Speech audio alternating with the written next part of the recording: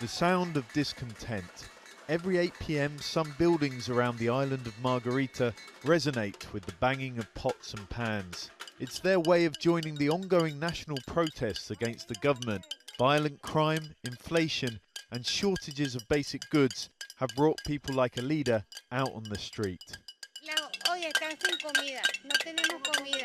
The pot has no food in it. I suffer hypertension and I can't get medicine. No one can get a hold of anything. We're going hungry in Venezuela. They put on a summit pretending everything is fine, but we're in a bad place. Inside the non-aligned movement summit on the same island, the mood is quite different. Venezuela's allies repeatedly back their host, President Nicolás Maduro. We're witnesses of the growing attacks on the sovereignty of Venezuela.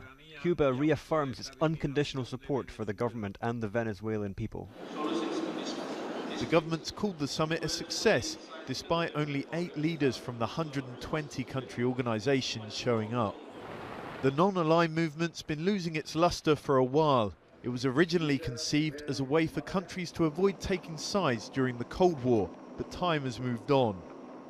Many of the movement's shared objectives remain the same as ever: support for Palestine, a demand for more say in the United Nations, and less unwanted interference from larger powers in their own affairs. But there is a recognition that the movement needs to change if it's going to be an effective voice for the less developed countries that make up most of its membership. Presiding over even an ailing international body is still good news for a government being given the cold shoulder by former allies like Argentina and Brazil in a region increasingly turning to the right. And nothing was going to ruin the weekend.